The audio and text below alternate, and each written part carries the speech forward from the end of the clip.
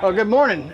This is our Duval County, Jacksonville, Florida area ARES trailer that we were very fortunate enough to receive a grant from one of the digital companies to be able to build this to provide emergency support to Jacksonville and the state of Florida. Stick around and we'll get right to it. Everything in here was done by the ARES group. None of this was done by an outside organization. Everything is installed per our own requirements. So we have 2 workstations that we have fully functional with 2 Icom 7300s. We have APRS, Fusion, we have UHF, VHF, we have CB, DMR, D-Star. We have a cell phone repeater. We have packets available to send. We also are powered by huge lithium-ion phosphate batteries. We also have solar mounted on the top of our trailer. If we don't have commercial power available, we'll run it through our tri-fuel generator. We haven't had any problems running that. So it's an awesome trailer. We also have the capabilities, and we like to use the WinLink for messaging. That's one of the big things we explain to people, that when emergencies happen, we can still provide communication support, not just to the big 3, fire, EMS, and police, to help them, but also our major concern is for our community, for our folks that may be missing communications with their family. We're here to provide that support.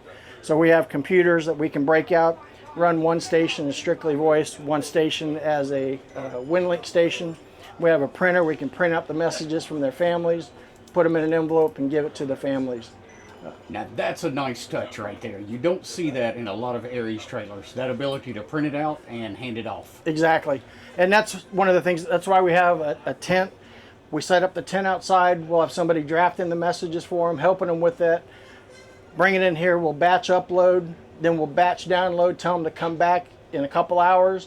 If we have a reply for them, it'll be in a box in an envelope with their name on it. We'll hand it to them and say, here's your reply from your family, if we receive it. That is really nice. Now, how long did it take you guys to put this trailer together? All together, from the time we bought the trailer to fully completion with everything in it, took us about 1.5 years, because we planned this out in detail, in minute detail. I mean, you can look at the antenna patch panel and tell that took a lot of time to figure exactly how we were going to do that, and then laying the plan out on the roof, the connections on the outside to make sure we had hermetically sealed connections and everything. So this is an all-weather trailer. We got air conditioning, so we're all good to go. Nice. Now, okay, I'm curious, with the air conditioner, did you guys go with the new 12-volt air conditioner, or is this the 110? It's the 110. Okay. Obviously, we don't run it on the solar power side, on the battery side. If we need it, we'll crank up the generator and run the generator on propane. We carry 3 extra tanks up in the front if we need it. Most of the time, we just run the fan, vent the air out. We'll open the 2 doors. We'll find out where a nice crosswind comes in, and we'll use natural air to cool it. No need to run it if we don't need it. Right. Now, what being in Florida, what do you think would be your greatest natural threat that might cause you guys to need to activate? The hurricanes. Y'all don't deal with as many tornadoes as we do in Middle Tennessee. Believe it or not, the Jacksonville area, the Northeast Florida area, has a lot of tornadoes. Not as big as you guys do up in that part of the world, but we do have tornadoes. We also activate our shelters in Jacksonville also. Our club activates our emergency shelters. So if the mayor declares an emergency, we can go in and activate the shelters with ham radio operators, because all the shelters have ham radios in them, and they all feed into the EOC.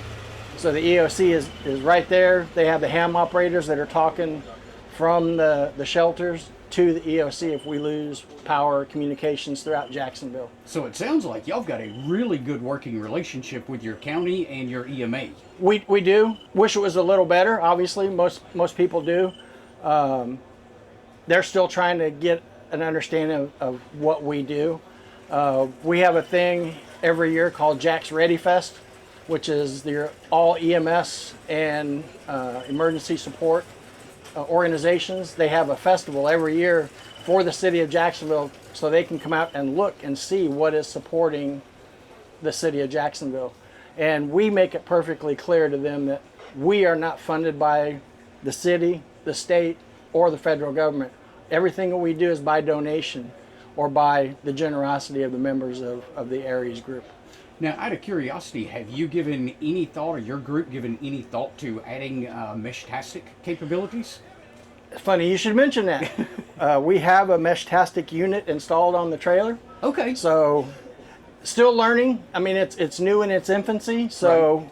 I'm still learning it. I just bought a Meshtastic unit, so I'm learning it too. So that'll be another additional support function for our trailer also. Well, the nice thing about Meshtastic, as long as you don't turn on that amateur radio section, you can hand it off to anybody. There's no license required. Exactly. And that's why I was wondering if, very many of the ARES groups are considering adding that in, so you could hand off a node to somebody that might not be licensed. Our group here in Jacksonville has a great relationship with our mesh guys in Jacksonville. There's a lot of mesh groups, and they are actually working with them and working with us to help establish a better network. So we've had meetings with them.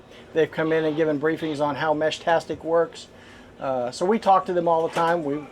Most of us have a lot of different Meshtastic units, so we're learning how to make it work.